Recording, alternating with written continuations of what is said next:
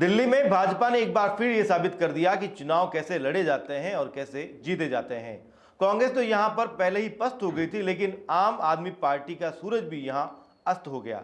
लगातार 3 बार चुनाव जीतकर सत्ता में आई आम आदमी पार्टी को एक आदमी ले डूबा। काफी लोगों का ऐसा कहना है, पर उसी एक आम आदमी पार्टी के नेता ने यहां शानदार जीत भी हासिल की। इसको बुलाया तो नहीं जा सकता, लेकिन ऐसा क्या हो गया कि सत्ता पलट हो गई? ऐसे कई सारे सवाल हैं। उन सवालों के साथ न्यूज अफेयर 24 के खास कार्यक्रम में मेरे साथ में है न्यूज अफेयर 24 के सीईओ संजीव जी बारोट। संजीव जी, आपका बहुत बहुत स्वागत है आज एक बार फिर से द पॉइंट ऑफ व्यू की चर्चा के लिए, क्योंकि चर्चा बनती है। दिल्ली में बीजेपी जीती है और आम आदमी पार्टी चुनाव हारी है। सीधा सा सवाल है, दिल्ली में आम आदमी पार्टी जो है चुनाव हार गई, इसके ज्यादा चर्चे हैं, लेकिन भाजपा की जो जीत है उससे ज्यादा चर्चे यहां पर जो है आम आदमी पार्टी की हार के जो है वो हो रहे हैं। ऐसा क्यों है? देखिए रवि जी, इसमें दिल्ली चुनाव जो है वो पूरे देश की नज़र दिल्ली चुनाव पर है। पिछले 27 वर्ष बाद भारतीय जनता पार्टी यहाँ पे चुनाव जीत कर आ रही है, तो चर्चा हार का होना बहुत अहम है। और वहाँ हार हुई है जहाँ पे अरविंद केजरीवाल हैं, जो 3 बार जीतकर चौथी बार चुनाव लड़ रहे हैं और वो खुद मुख्यमंत्री रहकर वो हार गए चुनाव को। तो चर्चा स्वाभाविक है, क्योंकि भारतीय जनता पार्टी हर स्टेट में, हर चुनाव में कहीं न कहीं हर राज्य जीतते आ रहे हैं। दिल्ली को प्रधानमंत्री नरेंद्र मोदी के आने के बाद 2014 के बाद से जो चुनाव हुए हैं 2 मरतबा के, वहाँ पे भारतीय जनता पार्टी हारी है। और इस बार भारतीय जनता पार्टी अगर जीती है तो मुझे लग रहा है जीत भारतीय जनता पार्टी में हर राज्य में मिलती रही है, लेकिन इनकी जो हार है वो ज़्यादा चर्चा में है, क्योंकि अरविंद केजरीवाल ने ही कहा था कि केजरीवाल को आप हरा नहीं सकते हैं, इस जन्म में तो नहीं हरा सकते। तो कहीं न कहीं ये चर्चा ज़रूर बनी है। संजीव जी, 27 साल के बाद में जो है भाजपा यहाँ पर जीती है, जैसा आपने अभी यहाँ पर कहा है, तो आखिर इतने सालों के अंदर बीजेपी यहाँ पर क्यों जो है दिल्ली में काबिज नहीं हो पाई? क्या जो केजरीवाल का जिस तरीके से जो मुफ्त बिजली, मुफ्त पानी और जो मुफ्त की चीज़ों का जो एक चक्रव्यूह था, आम जनता उसमें फंसी हुई थी कहीं ना कहीं? देखिए, इतने साल बाद बीजेपी का आना, तो मेरा ये मानना है कि प्रयास हमेशा हर चुनाव में भारतीय जनता पार्टी अकेले दम पे लड़ी है। पिछला जो चुनाव था उसमें आम आदमी पार्टी का पूरा सपोर्ट जो था वो कांग्रेस का था। वोट शेयरिंग जो कांग्रेस का था वो पूरी तरीके से आम आदमी पार्टी की तरफ बढ़ा। इस बार ये दोनों पार्टियां जो हैं वो अलग हो गई।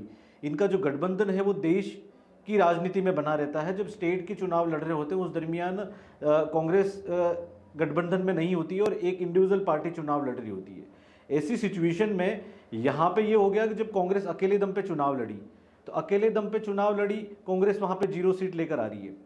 भारतीय जनता पार्टी अकेले दम पे चुनाव लड़ी, वहाँ पे 48 सीटें लेकर आ रही है। यहाँ पे आम आदमी पार्टी चुनाव अकेले दम पे लड़ी तो वो अपना सीट गंवा देती है, सरकार गंवा देती है, सीटें उनकी कम हो जाती हैं, कुछ सीटें लेकर वो जीत रहे हैं। लेकिन वोट का जो मार्जिन है हार का, यहाँ पे कई सारी सीटों पे कांग्रेस ने आम आदमी पार्टी को हराया है। तो ये कई सारे तथ्यों को देखा जाए तो मुझे ऐसा लगता है कांग्रेस ही हार का कारण बनी हुई है। और 27 साल बाद जो है भारतीय जनता पार्टी यहाँ पर जीतकर दिल्ली में राज करने वाली है।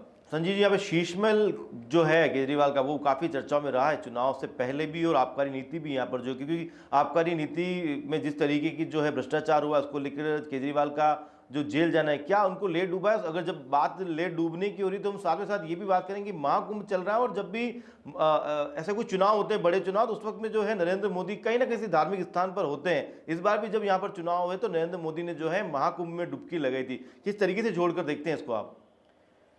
देखिए, ये जो शीशमहल है वो हार का कारण है, मैं इसका भी परसेंटेज मानता हूँ।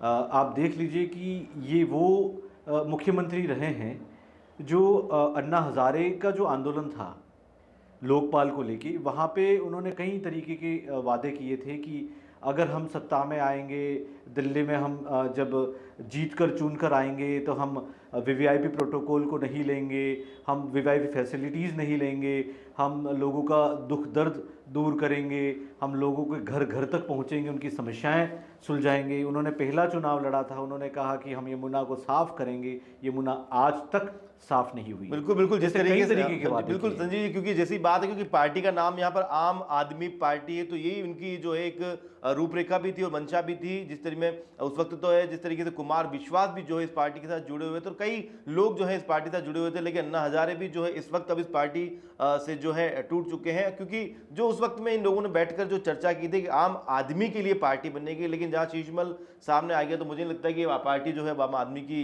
यहाँ पर रही है। और यमुना की खैर आपने बात छेड़ ही दी है, तो मुझे लगता है कि यहाँ पे स्वाति मालीवाला ने भी जो है यमुना का पानी लाकर जो कहीं ना कहीं बहुत बड़ी जो है एक घर तक ले गई है वो बिल्कुल पिलाने के लिए। तो देखिए, शीशमहल इनका हार का मेन कारण रहा है, क्योंकि जिस तरीके की सुविधाएं थी और जो दावा किया गया करीबन 46-47 करोड़ रुपया उस एक महल में बनाने में लग गया, तो ये लोगों को लगा कि आखिर ये क्यों, आप जनता की सेवा करने आए हैं या फिर आप इस तरीके के महल में राज करने के लिए आए हैं। तो कई कारण रहे हैं इस बार हार के। कांग्रेस भी रही है, प्लस इनका जो शराब नीति जो थी, जिस प्रकार से इन्होंने प्लान की थी पार्टी को डेवलप करने के लिए, और शराब नीति का जो पैसा था वो गोवा चुनाव में लगाया गया। ये तथ्य को देखते हुए जांच एजेंसियों ने इस पे पूरी जांच करके इनकी जितने भी बड़े नेता थे, मैं तो कह रहा हूँ मुख्यमंत्री मैन जो इनका संस्थापक हैं, जो आलाकमान इनको कहते हैं, पूरी लोबी, मुख्यमंत्री, उप मुख्यमंत्री, इनके स्वास्थ्य मंत्री, जितने भी कैबिनेट मिनिस्टर हैं, सारे के सारे जेल में चले गए। तो लोगों की आंखों में पट्टियां नहीं बंधी हैं। सच में कहें तो लोग देखते हैं, समझते हैं कि वास्तविकता क्या है। आप सिर्फ एक पार्टी विशेष को मुद्दा बना के और आप उन पे बार बार तंज कसते जाएंगे, लोगों तक नहीं पहुंचेंगे। आप हर बार यमुना साफ करने के बारे में बोलते गए, लेकिन आपने किया कुछ भी नहीं। तो ऐसी सिचुएशन में मुझे लगता है हार तो इनकी सुनिश्चित तय हो चुकी थी। जेल जैसे ही गए और लोगों ने तय कर लिया कि इस बार दिल्ली में परिवर्तन आना चाहिए, तो वो आया है। मोदी की जो महाकुंभ में डुबकी लगी है, तो यहाँ पर इनकी नैया डूबने में इसका कितना आपको लगता है कि योगदान रहा होगा? क्योंकि मैंने आपको जैसे पहले भी पूछा था कि जब भी कोई बड़े चुनाव हुए हैं, किसी भी तरह की जब वोटिंग हुई है, तो हमेशा उस वक्त में पीएम मोदी किसी बड़े धार्मिक स्थान पर रहे हैं। और शायद पूरे देश में जिस तरीके से सनातन की लहर कहीं ना कहीं इफेक्ट करती है कि अभी 40 करोड़ लोग जो है अभी तक जो है महाकुंभ जाकर आ चुके हैं। देखिए, महाकुंभ का असर जो है, मैं आपको पूरा करूंगा। महाकुंभ का असर दिल्ली ही नहीं अपितु पूरे भारत में आपको दिख रहा है। पूरे भारत में महाकुंभ को लेके एक विशेष जो सनातन और हिंदू धर्म को लेकर चलने वाली पार्टी है, तो कहीं न कहीं ये महाकुंभ भी दिल्ली में असर डाल गया है, क्योंकि ये उस समय में हुआ जब दिल्ली चुनाव हो रहे हैं, महाकुंभ। तो पूरा असर जो है, वोटर्स जो हैं, सनातनी हैं, हिंदुत्व से जुड़े हुए लोग हैं, उन्होंने तय कर लिया कि हमारी पार्टी क्या भारतीय जनता पार्टी मानते हैं हिंदुत्व के लोग।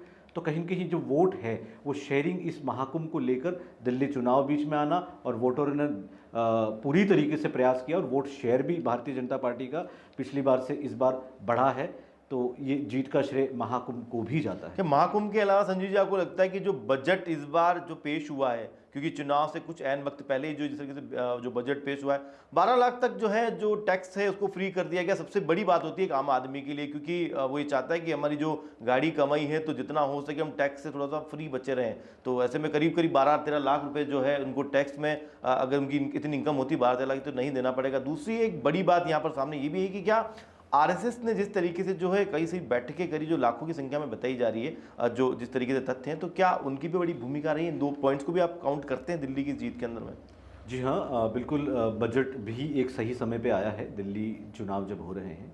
आप 2014 से पहले देखिए, 2014 से पहले 2 लाख पे टैक्सेस लगते थे। इस बार जो बढ़ा के इन्होंने 12 लाख कर दिया, और उसके बाद जो टैक्स लगना है, तो ये एक प्रयास, एक सिर्फ टैक्सेस ही नहीं है, स्पेशली दिल्ली को साधने के लिए या चुनाव को लेके नहीं। ये भारतीय जनता पार्टी और निर्मला सीतारमण ने जो बजट बनाया है, इस बार का जो बजट है वो पहले वाले बजटों से कई गुना ज़्यादा अच्छा है। तो ये प्रभाव बजट का पूरा रहा है दिल्ली चुनाव में। लोगों ने गरीब से लेके छोटे से छोटे व्यक्ति से लेके बड़े से बड़े व्यक्ति तक इस बजट को पूरी तरीके से एक अच्छा बजट बताया गया है। हर विशेषज्ञ ने भी कहा है कि ये बजट इस बार का बाकी बजटों से काफ़ी बेहतर है। दूसरा आपका सवाल था कि महाकुंभ के अलावा आप इसको जोड़ें जी। तो मुझे लगता है कि ये चुनाव इस बार भारतीय जनता पार्टी को जीतना ही था और जीतकर चुनाव में 48 सीटें लेकर भारतीय जनता पार्टी सरकार बना रही है। आपने एक सवाल और किया कि आरएसएस को लेकर। देखिए, भारतीय जनता पार्टी के कार्यकर्ता तो तत्पर होते ही हैं मैदान में, हर जगह प्रयास करते हैं कि भारतीय जनता पार्टी जीते। आरएसएस शुरू से लेकर अभी तक हमेशा एक अपनी अलग ही भूमिका निभाती है। आरएसएस घर घर तक पहुंचता है। आरएसएस की जो रणनीति है वो भारतीय जनता पार्टी से पहले तय हो जाती है कि किस प्रकार से हमको वोटर तक पहुंचना है, किस प्रकार से हमको हिंदुत्व को लेके जोड़ना है। तो आरएसएस हमेशा भारतीय जनता पार्टी का एक अहम रोल रहा है और वो आगे भी बना रहेगा। आरएसएस का मैं कह रहा हूँ 100% इसमें योगदान रहा है दिल्ली में कि आज भारतीय जनता पार्टी 27 वर्ष बाद यहाँ पे अपनी सरकार बनाने जा रही है। संजीव जी, यहाँ पर काफ़ी सारे कारण तो हम यहाँ पर जो है देख भी रहे हैं, समझ भी रहे हैं, लेकिन क्या खुद की इनकी जो रणनीति थी आम आदमी पार्टी की, उसमें कहीं कमी थी? अरविंद केजरीवाल जेल से बाहर आते हैं लेकिन सिंपैथी कार्ड खेलते हैं। खुद जो है मुख्यमंत्री पद से यहाँ पर इस्तीफा देने के बाद में जो है वो आतिशी को तो है उन्होंने फ्रंट में ला के खड़ा कर दिया। अब आतिशी यहाँ जीत चुकी है लेकिन अब आम आदमी पार्टी के लिए आतिशबाजी तो यहाँ पर नहीं हुई है। तो क्या रणनीति और नेतृत्व ये भी कमी यहाँ पर रही है इनकी हार को लेकर? बिल्कुल रही है रवि जी। यहाँ पे जब अरविंद केजरीवाल जेल चले जाते हैं, इन्होंने जेल में रहकर मुख्यमंत्री का पदभार संभाल रखा और वहाँ बैठकर सरकार चलाने की जो इनकी नीति थी वो पूरी तरीके से विफल रही। उसके बाद वो इसमें सफल होना चाहते थे, नहीं हुए। उन्होंने फिर एक पैंतरा और अपना लिया कि उन्होंने खुद ने इस्तीफा दे दिया और आतिशी को मुख्यमंत्री बना दिया। वहाँ पर मनीष सिसोदिया भी थे, बट उन्होंने मनीष सिसोदिया पर दाव ना खेला क्योंकि वो भी जेल जा चुके थे। आतिशी एकमात्र चेहरा था जो उनके इशारे पर चल सके। तो ऐसी सिचुएशन में उन्होंने आतिशी को मुख्यमंत्री बना दिया।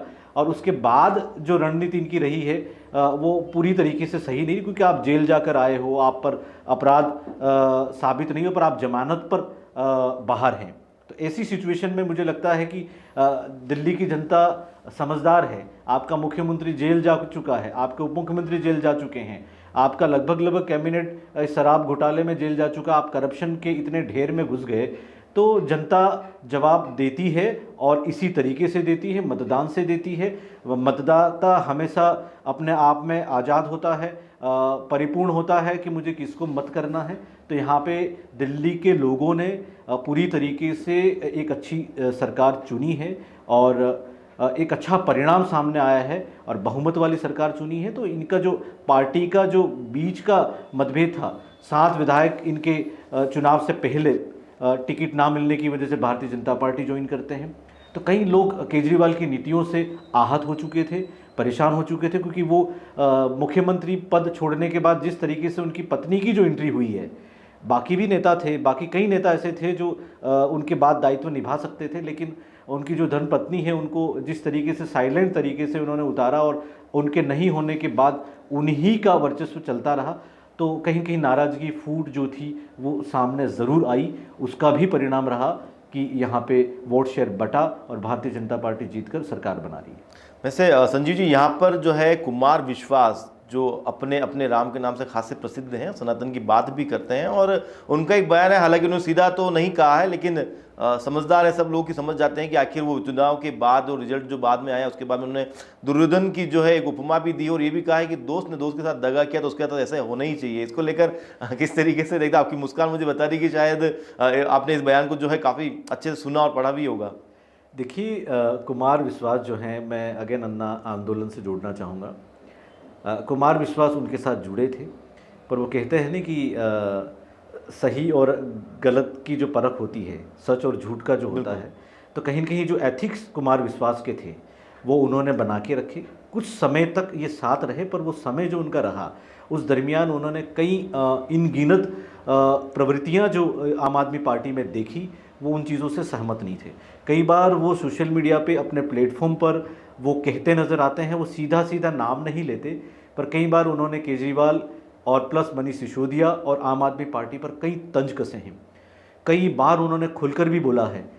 तो ये जो कारण रहे हैं, एक व्यक्ति जो आपकी पार्टी के साथ था और उसके बाद वो टूटकर बाहर आया, सीधे सीधे ना बोलकर कटाक्ष के रूप में भी आम आदमी पार्टी को कई बार कुमार विश्वास ने अपने मंच पर उनको कोसा है।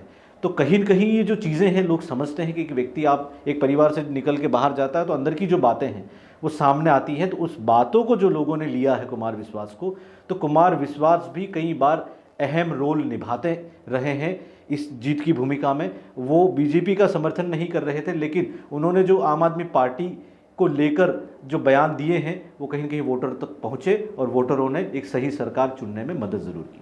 संजय जी, यहाँ पर सोशल मीडिया की भूमिका को भी जो है हम ज़रूर साथ के साथ लेते चलेंगे कि बीजेपी की जीत में और आपकी जिस तरीके से हार हुई है, जिस तरीके से स्वाति मालीवाला के भी कई सारे वीडियोज यहाँ पर सामने आए हैं, तो इनको लेकर क्या कहेंगे आगे? सोशल मीडिया की भी यहाँ पर काफ़ी इंपॉर्टेंस देखी गई है इस पूरी बीजेपी की जीत को लेकर, जिस तरह कैंपेनिंग जो है यहाँ पर बीजेपी खासा जो है ध्यान रखती है सोशल मीडिया को लेकर। बिल्कुल ज़रूरी है, आजकल का ज़माना डिजिटल का है, पूरी दुनिया डिजिटल पर है। लोग टीवी तो देखते हैं पर समय की कमी ज़रूर रहती है। रोज़मर्रा की ज़िंदगी, सुबह से निकलता है व्यक्ति, सोशल मीडिया जो है आपके मोबाइल में है, हर अपडेट मोबाइल में आती है। तो सोशल मीडिया एक अहम भूमिका निभाता नज़र आया, चाहे वो किसी भी तरीके का चुनाव हो, आम आदमी से लेकर बड़े से बड़े चुनाव तक। सोशल मीडिया का जो ट्रेंड है वो आपको विदिन मिनट, आज कहीं पे भी किसी भी प्रकार का कोई हादसा होता है, चंद मिनट में आपको सोशल मीडिया के माध्यम तक घर तक पहुंच जाता है। तो ऐसे ही सोशल मीडिया एक मजबूत कड़ी है आज के ज़माने में। तो बीजेपी ने इस सोशल मीडिया को पूरी तरीके से अच्छे से यूज़ किया, उसका इस्तेमाल किया और घर घर तक जो पॉजिटिविटी थी, जो सच्चाई थी वो लोगों तक पहुंची और लोग जो थे वो परिवर्तित हुए। जो फ्री की रेवड़ियाँ थी, जो बांटने का जो तरीका था, हर चीज़ मुफ्त में दी जाए, वो चीज़ को कम किया गया। लोगों ने समझा कि नहीं, मुफ्त का ज़माना नहीं है, हम सही सरकार चुने। तो सच में लोगों ने सही सरकार चुनी और आज भारतीय जनता पार्टी दिल्ली में सरकार बनाने जा रही है। संजय जी, आखिरी सवाल के साथ जो है पॉइंट ऑफ व्यू की चर्चा को जो है हम यहाँ पर पूरा करेंगे, क्योंकि बीजेपी जो है 48 सीटों पर है और एक बड़ी जीत यहाँ पर उन्होंने दिल्ली में दर्ज की। भले ही 27 साल का जो सूखापन था वो अब यहाँ पर जो है मोदी के नेतृत्व में ख़त्म हुआ है। और बड़ा सवाल यहाँ पर ये भी आता है कि क्या लगता है आपको कि क्या कोई दलित चेहरा होगा यहाँ पर मुख्यमंत्री के रूप में, या फिर आप कहाँ तक सोचते हैं कि मुख्यमंत्री को लेकर अब जो मंथन है वो शुरू हो चुका है? तो क्या लगता है कि क्या नेतृत्व किसके हाथ में यहाँ पर दिया जाएगा दिल्ली की इस सरकार को लेकर, क्योंकि राजधानी है? देखिए, बीजेपी हमेशा चौंकाने वाले मुख्यमंत्री को लेकर फैसला लेती हैं। चाहे आप मध्य प्रदेश देख लो, चाहे राजस्थान देख लो, चाहे अन्य गुजरात शहर देख लो, आप गुजरात देख लीजिए। हर बार जब जब भी सरकार बीजेपी की आई है, भूमिका हमेशा आलाकमान की रहती। नरेंद्र मोदी हैं, अमित शाह हैं, जेपी नड्डा हैं और विधायक दल चुनता है कि आपको किसको मुख्यमंत्री बनाना है। तो ऐसे में आप दलित ही हो ज़रूरी नहीं है, जाट मुख्यमंत्री भी हो सकता है, बट ये तो विधायक दल तय करेगा कि मुख्यमंत्री कौन हो। बट मुझे इतना ज़रूर लग रहा है कि युवा चेहरा हो सकता है और अनएक्सपेक्टेड चेहरा हो सकता है। दिल्ली को पूरी तरीके से दिल्ली सरकार से तालमेल बिठा के रखे उस तरीके का चेहरा हो सकता है।